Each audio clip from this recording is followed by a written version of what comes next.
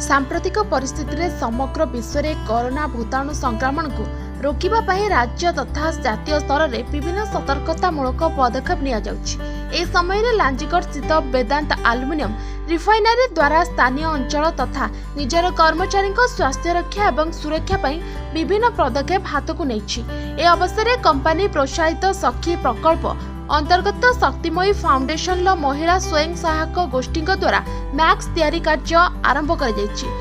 सप्ताह को 20,000 मास्क तैयारी करने लक्ष्य रखी स्वयं सहायक गोष्ठीर 29 जन महिला मास्क तैयारी करछंती एवं एथिपाई कंपनी तरफ आवश्यक संशोधन सहित सिलाई मेसिन मध्य जोगाई दिया जायछि।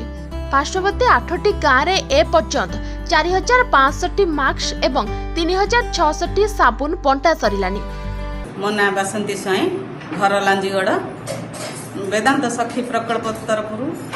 मास तैयारी स्वयं सहायक गोष्ठीर माँ मान को दिखाई दिन को 2,000 टार्गेट गोटे सप्ताह आम 20,000 नहीं तैयारी करदेवा लगी आग को अधिक तैयारी करने वेदांत सखी प्रकल्प कहते से आम समस्त आम एरिया जिते माँ भौणी छोट पिला माने समस्त को मास बांटा लगी वेदांत सखी प्रकल्प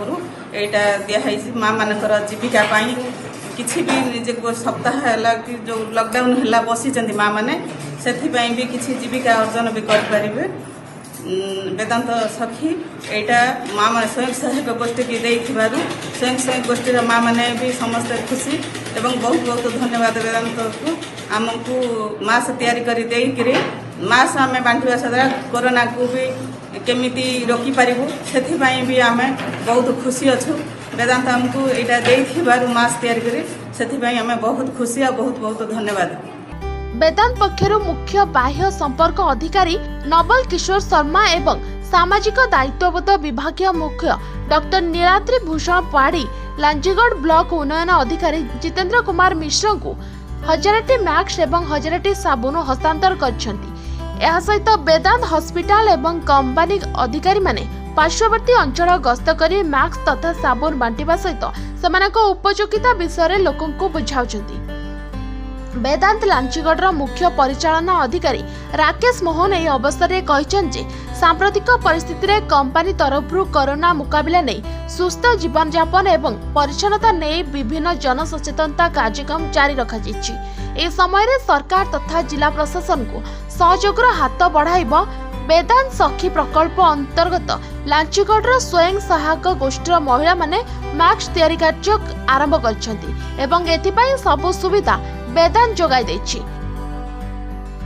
डॉक्टर नीलाद्री भूषण पाड़ी कम्युनिटी डेवलपमेंट चीफ वेदांत लांजीगढ़ तरफ कोरोना भाइरस आम मार्च मास प्रथम सप्ताह विभिन्न प्रकार अवेयरनेस कार्यक्रम हाथ को नहीं जो थी कि आमर mobile medical unit vehicle announcement करने सहित विभिन्न सचेतनता प्रोग्राम उपरे तापरे आमर लिफलेट बंटन एवं आमर जो गाँ लोक मानू केमती साबुन ले हाथ धोइबे केमिति परिष्कार परिच्छन्न रहिबे केमिति सामाजिक दूरत्व मेंटेन करिवे ये समस्त उपरे आमर सीएसआर विभाग जो कर्मचारी माने अछंती एवं जो एसोसिएटेड एनजीओ माने अछंती समस्त कर्मचारी माने ए सबु डायरेक्ट गाँ गाँ को बुली से सचेतन कराउथिले। जेहेतु सरकार तरफ एवं विभिन्न प्रकार सामाजिक दूरत्व उपर गुरुत्व दिगला तापर एवं आम मैंने केमती भाव सरकार जो अभाव अच्छी मास्क प्रोडक्शन आपणकर सानिटाइजर अभाव तेणु आम सीएसआर विभाग तरफ वेदांत मैनेजमेंट निष्पत्ति कला कि मास्क प्रोडक्शन कर এই পদক্ষেপ সেবানক জীবিকা সাহায্য করিবা সহিত সামূহিক বিকাশরে মধ্য ভাগিদার সাজিছি। वेदांत लांजीगढ़ समस्त कर्मचारी परिवारवर्ग तथा अंचलवासी सुरक्षा एवं कल्याण नहीं प्रतिश्रुतिबद्ध अटे। सूचना अनुसार प्रकल्प कार्यकारी स्तर में कोविड-19 संक्रमण प्रतिरोध संक्रांतीय सुरक्षा प्रणाली को आहुरी सुदृढ़ करने नीति नियम को कड़ाकड़ी पालन करने जोर देउछि कंपनी। एथिपाई कर्मचारी यात्रा नहीं रोक लगाइबा सहित कार्यक्षेत्र में कर्मचारी स्वच्छता और परिच्छन्नता तथा एकत्र चाहा न करबा उपरे विशेष दृष्टि देउछि। प्रकल्प प्रवेश पथरे कर्मचारी तापमान मपाजिबा सहित असुस्थ कर्मचारी लक्षण नहीं संगरोध बा पृथकीकरण व्यवस्था कर